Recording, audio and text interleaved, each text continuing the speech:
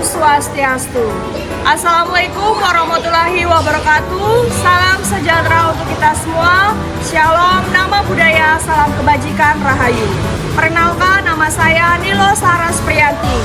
Saya seorang guru di SD nomor 2 Legian.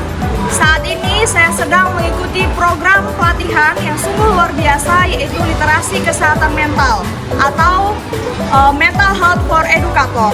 Dalam video ini saya akan menyajikan praktek baik yang berjudul Inovasi Sehat. Sehat merupakan kepanjangan dari sahabat emosi, edukasi, hubungan, akses, dan toleransi untuk mewujudkan sekolah dengan iklim positif dan mewujudkan sekolah yang well-being. Selamat menyaksikan video dari saya dan semoga menginspirasi. Perjalanan ini berawal dari satu keyakinan sederhana bahwa setiap anak berhak datang ke sekolah dengan hati yang aman, pikiran yang tenang, dan lingkungan yang menerima mereka apa adanya. Bahwa sekolah bukan hanya tempat belajar, tetapi ruang untuk tumbuh, merasa, dan menjadi manusia yang utuh. Melalui program Inovasi Sehat, kami menampaki langkah demi langkah untuk mewujudkan iklim sekolah yang positif, sebuah ekosistem yang berpihak pada kesejahteraan psikologis seluruh warga sekolah.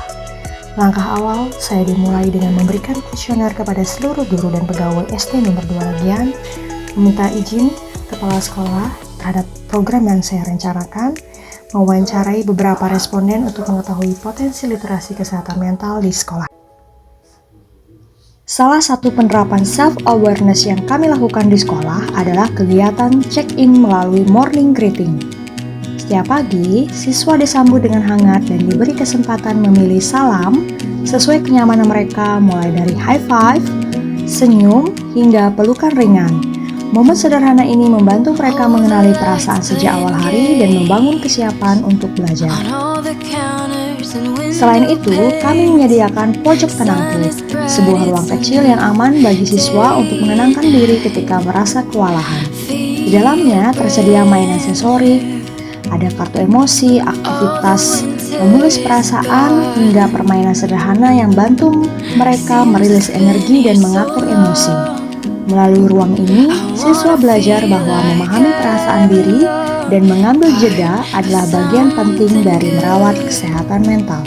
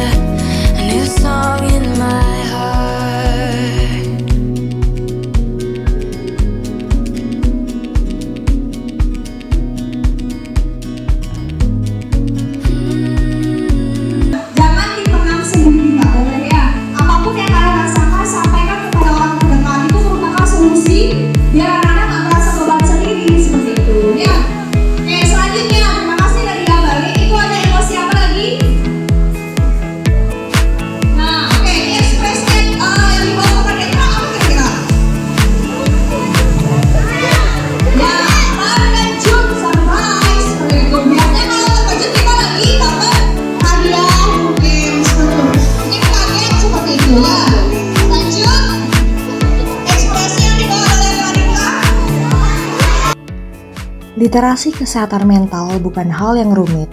Ini soal bagaimana kita menjaga pikiran dan hati tetap sehat agar bisa hidup lebih bahagia setiap hari. Sebelum kita dapat merawat, kita harus terlebih dahulu memahami, dan pemahaman dimulai dari keberanian melihat keadaan apa adanya. Setiap sekolah yang sehat dimulai dari kesadaran akan kondisi warganya. Deteksi awal adalah jendela untuk melihat apa yang sering tidak terlihat atau bahkan terabaikan selama ini. Kesehatan mental bukan hanya tentang mengatasi masalah, tetapi mengenali tanda-tanda kecil selama ini yang telah terlewat oleh mata.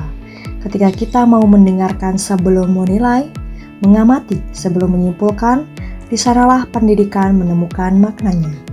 Deteksi awal adalah bentuk cinta dan upaya sederhana untuk memastikan setiap hati di sekolah merasa aman, dilihat, dan dimengerti. Sekolah kami, SD nomor 2 Legian, terletak di Jalan Patimura Legian, Kuta Bali, berada di tengah gemuruh dan denyut nadi kota pariwisata, Kabupaten Badung yang tak pernah berhenti ini. Kami menyadari bahwa setiap siswa membawa beban tantangan yang unik, mulai dari polusi suara hingga tekanan akademik yang seringkali menggerus kesehatan mental. Kami bukan hanya sebagai tempat belajar, tapi sebagai oasis ketenangan dan benteng perlindungan, di mana kesehatan mental dibangun melalui kurikulum yang adaptif dan dukungan komunitas yang erat. Mungkin dapat hadiah, mungkin nilainya bagus, mungkin hari ini dapat door prize, seperti itu senang kita ya. Oke, terima kasih ya Indra, baik. Nah, selanjutnya ekspresinya lawannya senang biasanya apa? Nah, kira-kira Sahabat emosi. Kami membangun ruang aman bagi setiap emosi. Dengan jurnal emosi, latihan relaksasi, dan mindfulness, kami mengajarkan bahwa perasaan bukan untuk disembunyikan, tetapi dipahami. Disinilah murid belajar mengelola diri, berdamai dengan konflik, dan mengubah kreativitas menjadi kedewasaan. Kegiatan ini melibatkan seluruh warga sekolah SD nomor 2 Lagian, agar kita semua menyadari untuk bisa merilis emosi dan menyadari bahwa semua perasaan itu ada dan menemani kita layaknya sahabat sejati dalam setiap hari yang kita lalui.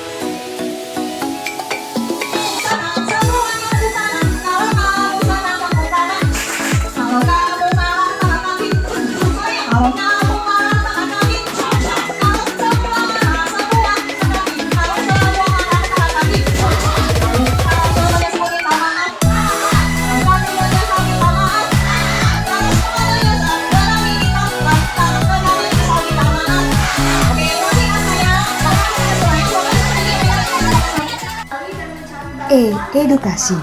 Kami menyadari bahwa literasi kesehatan mental adalah pondasi. Maka kami menggerakkan guru, orang tua, dan siswa untuk belajar bersama tentang bahaya bullying, tentang tanda-tanda awal tidak nyamanan emosi, dan tentang cara menolong. Pengetahuan menjadi cahaya yang mencegah luka semakin mendalam. Melalui program pelatihan atau TOT, Training of Trainer, saya membuat sebuah pelatihan untuk bisa mengenalkan bagaimana literasi kesehatan mental di sekolah, bagaimana kita mengelola emosi, basic counseling, dan juga berbagai macam kegiatan-kegiatan yang bisa kita lakukan dalam mengelola emosi, terutama saat kita menjadi pendidik di sekolah.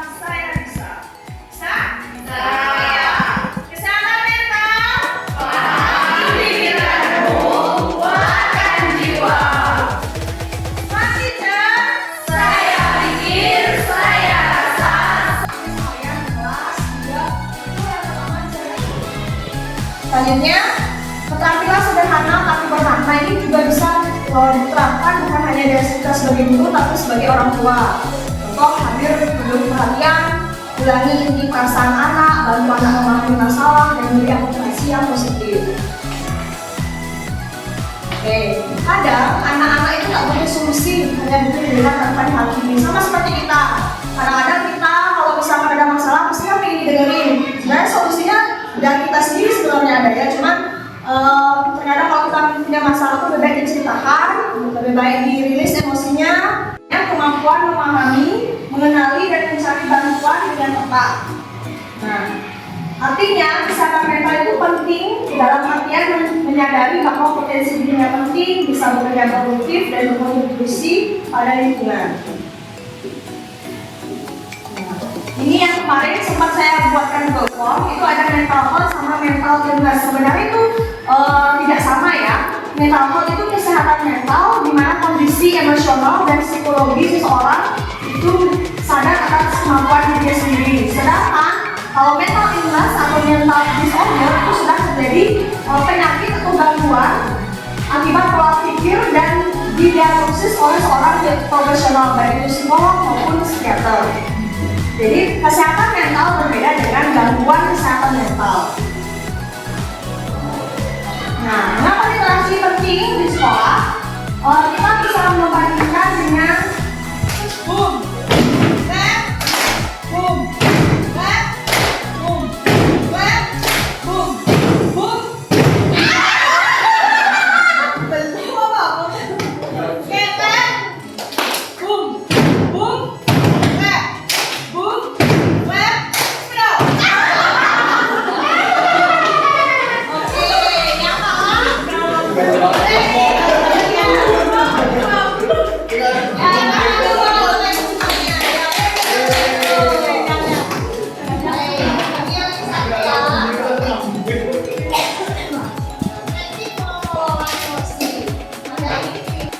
Stop, name, analyze, dan plan. Stop artinya mungkin ketika kita menghadapi sebuah masalah, contohnya kalian misalkan saya lagi sedih, berhenti sejenak, rasakan rasa sedih itu, kemudian namai sedihnya. Oh, hari ini perasaan saya sedang sedih karena mungkin pekerjaan saya yang begitu banyak yang menumpuk. Setelah itu kan kalian mendalami nih, saya sekarang lebih sedih. Nah, setelah Anda menangkap kenapa saya sedih, karena banyak pekerjaan yang belum selesai. Dan otomatis secara langsung alam bawah sadar kita memplanning, kalau misalkan pekerjaan belum selesai, berarti harus dicicil mengerjakannya, harus diselesaikan. Itu namanya metode SNAP. Yang kedua, ada metode micro-move. Micro-move ini bisa Bapak Ibu, Bapak Ibu lakukan dengan yang sekolah olahraga. Nah, banyak kok yoga, meditasi, apa yang sekarang lagi ngetren itu? Pedal yang itu tuh? Pilates ya. Itu sebenarnya obat membuat langkah kita berlanjut. Mari berikan jeda sejenak untuk diri, karena bahkan pelita pun perlu berhenti agar cahayanya kembali. Kita saat ini akan melatih kehadiran diri melalui metode 3-3-3 grounding, sebuah cara lembut untuk kembali menyapa hati. Langkah pertama, 1, 2, 3, 4, tahan, 1, 2, 3, 4, hembuskan, 1, 2, 3, 4. Selanjutnya, rasakan 3 benda yang dekat dengan Anda. Biarkan jari-jari mengenali teksturnya dan sadar mungkin desir angin, nafas sendiri, atau tawa lembut di sekeliling Bapak Ibu sekalian.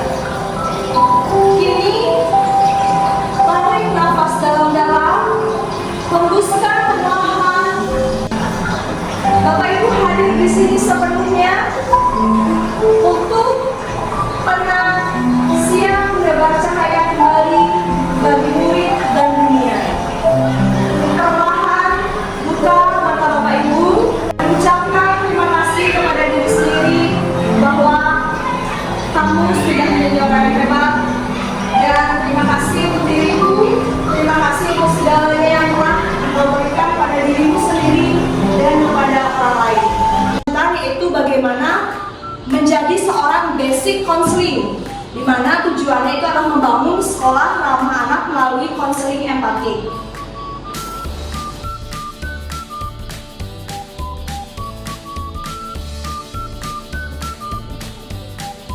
Harusnya hal pertama kali yang harus kita lakukan ketika anak itu sedang menangis dan kita tidak tahu penyebabnya apa, sebaiknya apa sih yang harus dilakukan. Sambil jalan kita jawab pertanyaan ini sama-sama, kita cari tahu bersama ya. Kita membantu orang lain saat mereka punya masalah, misalnya dengan mendengarkan dengan baik, terus memberi dukungan dan membantu mereka menemukan solusinya sendiri atas masalah yang dia hadapi. Bapak Ibu, ada 3 istilah penting yang bisa Bapak Ibu pakai kayak kata kunci. Lebih tenang, lebih adem ketika dan konseling yang pasien atau konselor itu biasanya kan dia agak sedih, cemas, bahkan kalau sampai ke dampak yang mungkin dia sampai teriak-teriak, itu konselor itu harus tenang dulu. Jangan kita panik. Kalau sampai panik itu dia juga bisa menghadapi apa yang dirasakan oleh konselor. Makanya harus saling menganggap bahwa konselor dan konselor itu mitra yang baik, mitra dalam menemukan solusi atas permasalahan bersama-sama. Tidak merasa lebih tinggi konselornya. Kemudian jangan judgmental, artinya tidak menghakimi. Kemudian penuh perhatian, fokus, memahami, sportif. Anak-anak dominan yang mau cerewet bicara, dia bisa mencurahkan pendapatnya. Bagaimana dengan anak yang diam, nggak mau keluar satu kata pun? Dan bagaimana dengan anak yang sudah mungkin menghadap kelewat, dia nggak bisa menahan emosinya? Nah, attending ini diharapkan kita mampu pertama ajak berbicara. Karena memulai pembicaraan itu yang susah, Bapak Ibu. Untuk memulai mengajak untuk konseling itu memulai yang susah. Kapan dia ada waktu, kapan dia siap untuk membagikan atau men-share informasi. Dapur 3, dapur 4, dapur 5, 2 kali, dapur 5,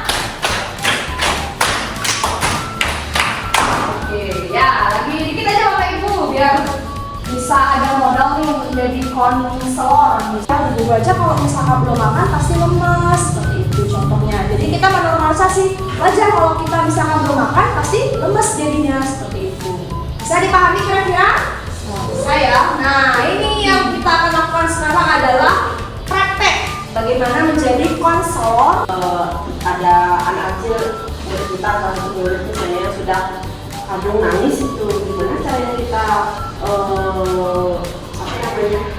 pendekatan nanya, karena saya ada juga yang udah ditanya dapat dia nggak mau bilang kenapa, gimana solusinya?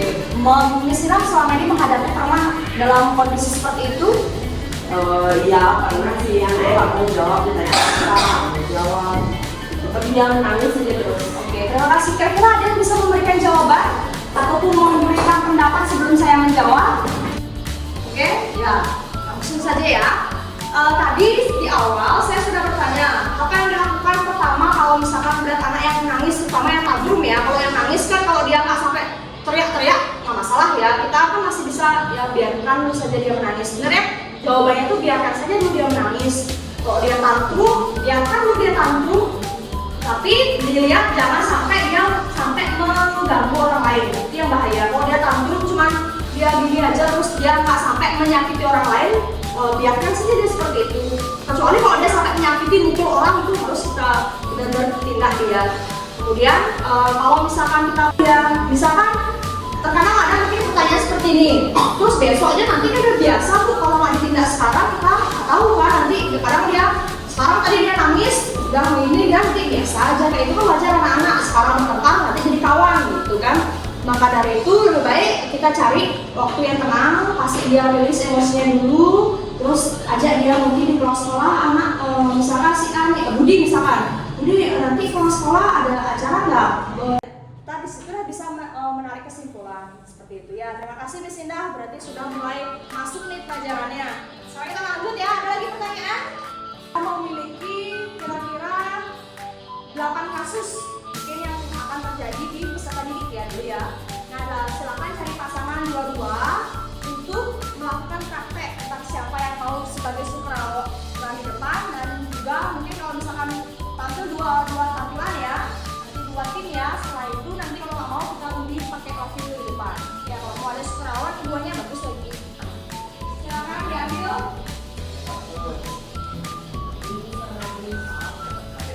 Silakan diambil kasusnya seperti apa.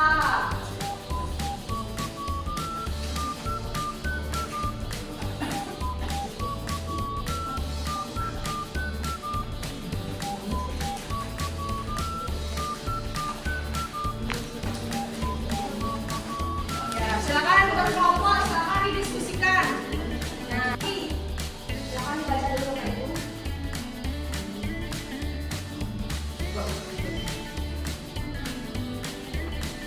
Boleh diorang-orang mungkin dianalisis, boleh kira-kira.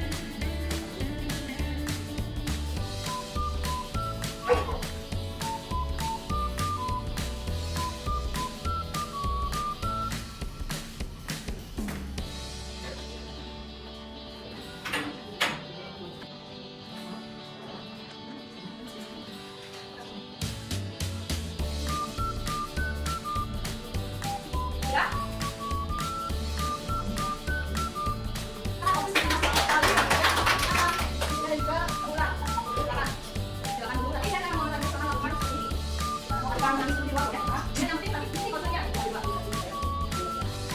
Adalah ada seorang anak laki-laki bernama Raffi berusia 8 tahun yang duduk di kelas 2 SD, dan Raffi ini sering datang ke sekolah dalam kondisi tampak lesu dan kurang rapi karena orang tuanya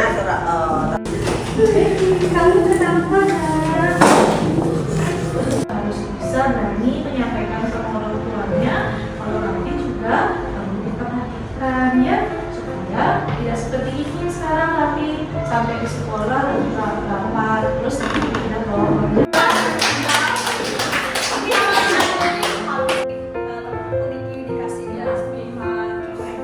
Oh ya, seharusnya rapinya gini ya, cowok ya, nggak apa-apa ya, nggak masalah.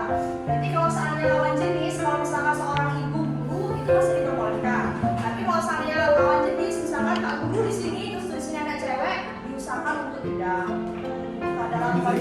sudah terlihat tadi, mungkin ada tambahan kira-kira yang perlu diperbaiki atau mungkin nanti sudah cukup ya, sudah bagus ya, saya sudah lihat udah bagus, sudah baru belajar sebentar, udah pintar ahli nih, nanti semoga bisa jadi konselor di kelasnya masing-masing. Namun semoga kita yang jadi pasiennya ya. Tapi biasa sih kalau misalkan udah kerja curhat sama teman tuh solusi juga biar plong. Oke, lagi satu ya, kalau ada yang mau maju tak undi nih pakai spin wheel. Berapa di? Ya, betul. Kalau undi lagi waktunya. Sekarang kita lihat ibu-ibunya yang siap, sekarang bapak-bapaknya. Ayo.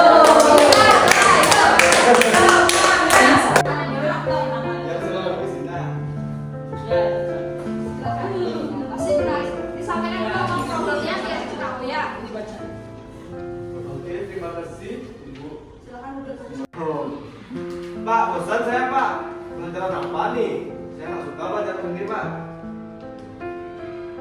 Oke, dia merasa bosan dengan pelajaran yang dia dapat hari ini. Ya Pak, ceramah yang dulunya ada game quiz kayak kasih Pak. Jam sebelum apa nih? Oke, dia mengusulkan untuk game siap. Ya. Jadi ya nanti Bapak akan coba ubah di Pak. Bosan saya nggak ada yang lain lagi Pak. Nanti Bapak coba cari sama pelajaran yang luar Bapak ya. Kalau dia masih merasa bosan ya kita memang harus terus, mungkin dia juga ada yang ingin dia lakukan biar teman-temannya bisa diajar juga. Ya saya yang kurang membuka diri Pak. Kalau saya sering marah-marah dengan psikolog di rumah dan langsung saya narik saya banyak model di rumah Pak. Dia juga sibuk kerja ya. Ya petani, bapak saya, ibu saya keliling dagang lumpia kalau rumah. Jadi dia kalau di rumah biasanya belajar sama siapa dia? Dia saya bawa juga Pak. Sudah makanya saya bantuin kakak saya tuh. Ini juga maka saya beri gitu Pak. Mas bapak beri. Ya saya bingung saya pakai waktu sementara saja model saya. Ngarit, bukan duduk di luar, itu ada tugas orang tua. Tapi kalau dia mau bantu, silakan dia bantu. Ngarit lah, sebentar ngarit 1 jam, 2 jam kan cukup untuk modalnya. Ya dia nanti coba. Ternyata kita punya murid yang sangat rajin sekali ya. Nanti kalau dengan kalian silakan hubungi jadi ada di ngobrolnya. Hebat ya. Kalau tadi mungkin kelasnya untuk kita sama-sama praktekkan seperti ini ya. Benar-benar kita bisa menciptakan sesuai program rencana ke depan itu iklim sekolah yang positif, terus namanya bisa well-being atau apa. Lihat dulu judulnya.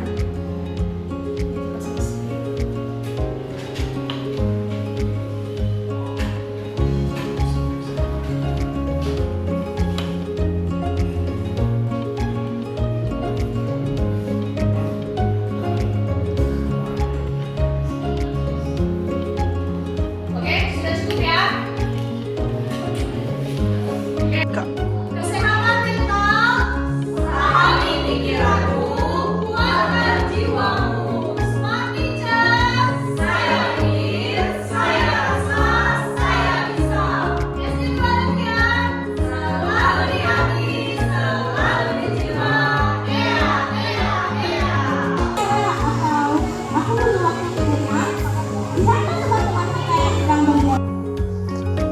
Toleransi.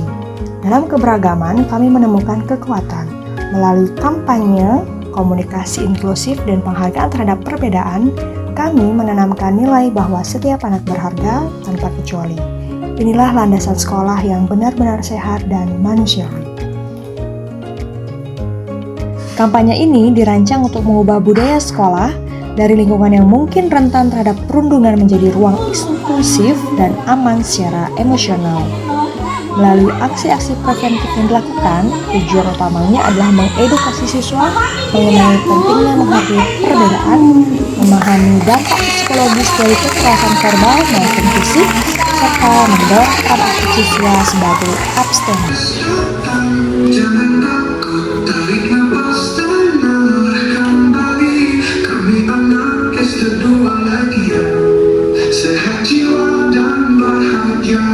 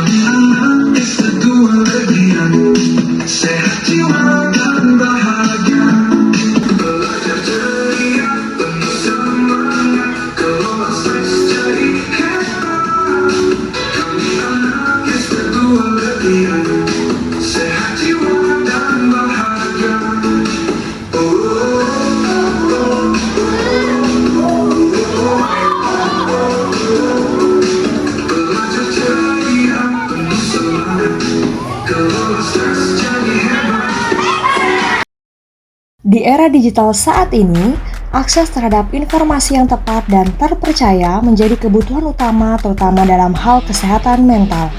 Karena itu, kami menghadirkan inovasi pembelajaran berupa digitalisasi literasi kesehatan mental melalui sebuah website yang mudah diakses oleh guru, siswa, maupun orang tua. Melalui platform ini, siapapun dapat mempelajari berbagai topik tentang pengenalan emosi, cara mengelola stres, hingga strategi membangun hubungan sosial yang sehat. Semua materi dikemas secara interaktif, lengkap dengan musik relaksasi, panduan praktis, aktivitas refleksi, dan sumber belajar yang dirancang khusus untuk mendukung perkembangan sosial emosional peserta didik. Website ini memberikan ruang aman bagi siswa untuk mengenali diri sendiri. Mereka dapat membaca cerita, mengisi kartu emosi digital, menulis jurnal, atau mengikuti aktivitas mindful yang membantu menenangkan pikiran. Orang tua juga tidak ketinggalan. Mereka dapat memahami cara mendampingi anak dengan empatik, lebih peka, dan lebih selaras dengan kebutuhan emosional anak. Dalam website juga terdapat narah hubung seorang profesional di bidangnya sebagai solusi jika memiliki masalah kesehatan mental yang lebih serius. Digitalisasi literasi kesehatan mental bukan hanya inovasi teknologi, tetapi sebuah langkah nyata menuju sekolah yang lebih peduli, lebih inklusif, dan lebih siap membentuk generasi yang sehat secara emosi. Om Swastiastu. Saya selaku Kepala SD nomor 2 Legian dengan bangga memberikan testimoni untuk Bu Saras yang telah menunjukkan komitmen luar biasa dengan menyelesaikan diklat kesehatan mental. Inisiatif yang diambil oleh Bu Saras untuk menerapkan hasil diklat ini sangat kami apresiasi. Bu Saras mengangkat inovasi sehat sebagai sebuah program unggulan yang sangat bermanfaat bagi sekolah yang notabene dalam keseharian pasti saja mengalami kejadian-kejadian yang memerlukan tenaga profesional dalam penanganannya. Bu Saras juga telah bekerja sama dengan tenaga profesional dalam pelaksanaan program unggulannya. Selain inovasi sehat, Bu Saras juga membuat web digitalisasi literasi kesehatan mental yang menginspirasi untuk rekan kerja guru di SD nomor 2 Legian. Selain itu, Bu Saras telah melaksanakan TOT yang sangat memberi pengalaman dan pengetahuan yang baru kepada semua warga sekolah tentang bagaimana memahami serta menangani siswa yang mengalami masalah emosi. Kontribusi ini sangat berharga bagi kami dalam upaya membangun ekosistem sekolah yang sehat serta membangun inklusivitas di sekolah kami. Kami yakin setelah mengikuti kegiatan ini, semua program yang disampaikan dan dilaksanakan oleh Bu Saras akan berdampak positif bagi sekolah ke depannya. Demikian testimoni yang dapat saya sampaikan. Om Santi Santi Santi Om. Om Swastiastu. Baik, terima kasih atas waktunya. Setelah saya mengikuti program TOT oleh Bu Saras, dengan adanya program inovasi sehat, saya belajar merilis emosi dan basic counseling. Terlebih itu adanya program morning greeting dan pojok tenang. Peserta didik merasa aman dan nyaman saat proses pembelajaran di kelas. Terima kasih. Om Santi Santi. Halo, nama saya Anggia. Saya murid kelas 5. Semenjak ada pojok tenang di kelas saya menjadi aman dan nyaman untuk mencurahkan perasaan saya. Saya sedang belajar bagaimana cara mengelola emosi dengan baik. Terima kasih Bu Saras.